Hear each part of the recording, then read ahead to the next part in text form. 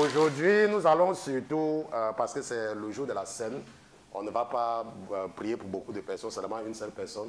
Mais je voudrais seulement profiter du service d'aujourd'hui, le premier du mois, pour encourager quelqu'un, n'est-ce pas? Le frère Jean est avec nous aujourd'hui.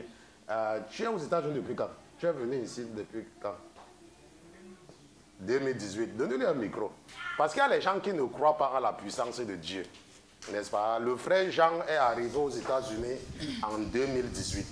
N'est-ce pas? Tu es arrivé aux États-Unis quand pour que les gens t'entendent? En 2000. J'ai arrivé ici aux États-Unis en 2018. En 2018. Et on m'a arrêté en aéroport. Et on l'a arrêté à l'aéroport. Et j'ai parti jusqu'au centre de migration. Donc il est parti jusqu'au centre de détention, oui. J'ai fait là-bas 9 mois. Et il a fait 9 mois au centre de détention. Pas d'avocat. Il n'avait pas d'avocat. Et la juge m'a dit, tu dois défendre toi-même parce que tu n'as pas un avocat ici. Après 2 jours, j'ai reçu une lettre de maman comme ça. Donc 2 jours après, il a reçu une lettre d'une personne comme ça. Est-ce que tu connaissais la personne? Non, je ne le connais pas. Il ne connaissait pas la personne. Et qu'est-ce que la personne a fait? Il a écrit pour moi. Oh, tu pouvais me dire comment tu passes là-bas? Bon, j'ai expliqué.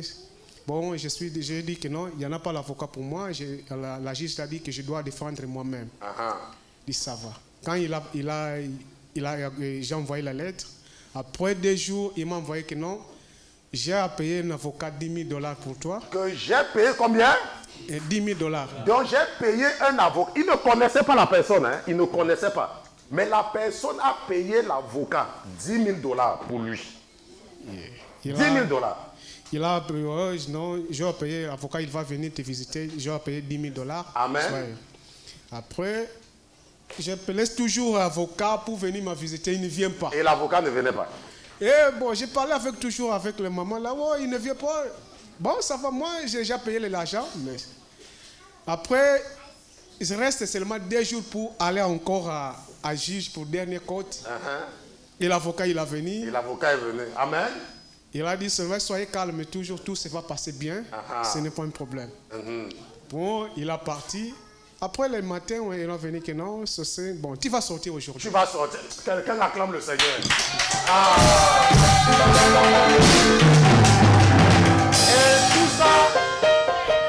Et tout ça, il ne connaissait pas la personne qui a payé l'avocat. Il ne connaissait pas la personne qui a payé l'avocat. Et on a parti en côte. Et on n'a pas fait ça beaucoup de temps, parce que je pense que 30 minutes. Et on a terminé. Non, tu as gagné l'asile, tu pouvais sortir. Tu peux. Amen. Amen. Merci. Amen. Ok.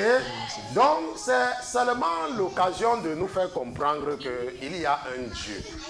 Peut-être tu es en Amérique, tu souffres depuis des années, tu montes, tu descends et rien ne donne. Je vous ai raconté l'histoire du frère Gildas. Je vous ai raconté son histoire déjà plusieurs fois. N'est-ce pas? Même le frère Pierre. Tu es arrivé en Amérique. 2000 combien? Officiellement 2019. 2019.